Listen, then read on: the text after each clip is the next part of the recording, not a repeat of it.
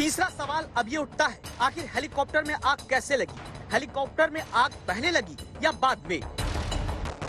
मेरा तजुर्बा ये कहता है कि ये हेलीकॉप्टर किसी कारणवश उड़ता हुआ जाकर के जमीन में घुस गया है। ये जो हेलीकॉप्टर है, इसकी फ्यूल की कैरेज कैपेसिटी अगर मेरी याददाश्त सही है तो 2600 लीटर होती है।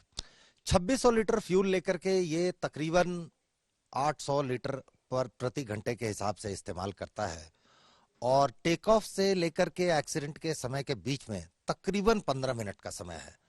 तो हम इस बात को मान करके चले, बहुत कम फ्यूल खत्म हुआ था, बहुत कम फ्यूल खत्म हुआ था और करीब 2000 लीटर अगर हम आंकड़ा लगाएं, लीटर फ्यूल अगर बचा हुआ है तो 2000 लीटर फ्यूल जलने के लिए बहुत होता है और उससे बहुत भीषण आग लग सकती है।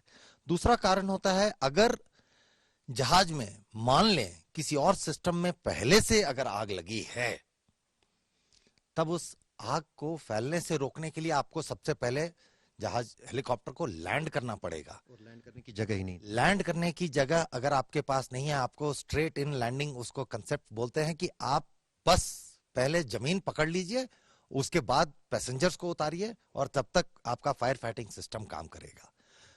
ये एक ऐसी स्थिति है जो कि किसी भी पायलट को मजबूर करेगी कि सेफ्टी के लिए मैं नीचे जाऊं या सेफ्टी के लिए ऊपर रहूं। किस कारण क्रैश हुआ, इस सवाल के बीच ये तस्वीर देखनी जरूरी। जब देश के लिए सैन्य रणनीतियां बनाने वाले सेनापति समेत अन्य सपूतों को तिरंगे में लिपट कर आना पड़ता है, परिवार श्रद्धांजलि देता है, सरकार के लोग श्रद्धांजलि देते हैं, जांबाज जनरल को अंतिम प्रणाम किया जाता है, कंधे पर तिरंगे में लिपटे ये ताबूत क्यों आए? चौथा सवाल बहुत अहम, आखिर धुंध के झुंड के बीच क्यों हेलीकॉप्टर को दाखिल होना पड़ा? ये तो वो वाली कहने वाली बात हुई कि मैं अंधेरी रात में गाड़ी में बैठ करके उसे 100 की स्पीड से भगाता हुआ किसी भी रोड पे चला जाऊं। ऐसा तो कोई नहीं करेगा, पहली बात।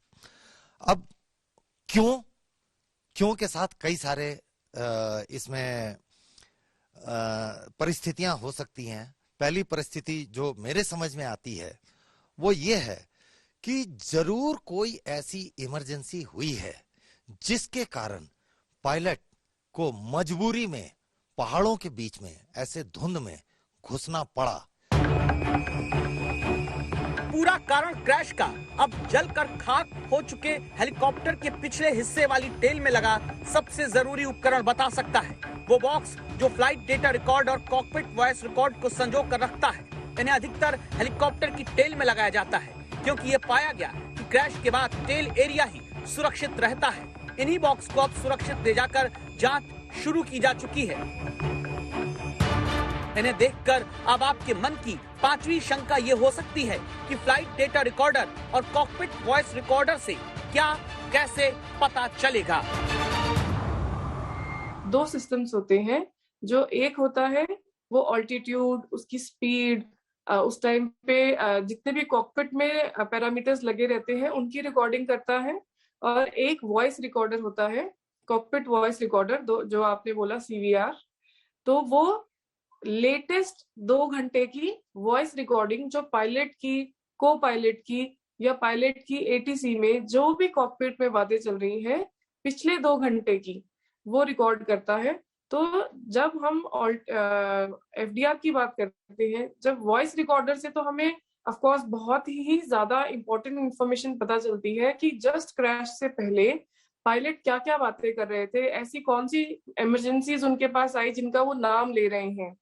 मान लीजिए फ्यूल टैंक की इमरजेंसी आई तो ऑफ कोर्स जो पायलट है वो को पायलट से बात करेगा कि फ्यूल टैंक इमरजेंसी है।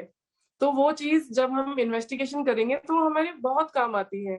देन जो फ्लाइट डेटा रिकॉर्डर में जो नॉर्मल कॉकपिट का डेटा रिकॉर्ड हो रहा है, वो दोनों हम मैच कर सकते हैं।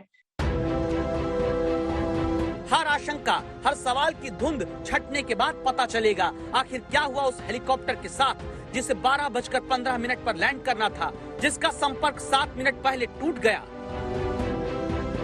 संपर्क सिर्फ एक हेलीकॉप्टर से नहीं टूटा, जांबाज जनरल, उनकी पत्नी और अन्य 12 जवानों का संपर्क 130 करोड़ देशवासियों से भी टूट गया, जिन्हें अब देश श्रद्धांजलि दे रहा है। श्रीनगर से अशरफ वानी के साथ प्रमोद राघव, कुन्नूर आज तक।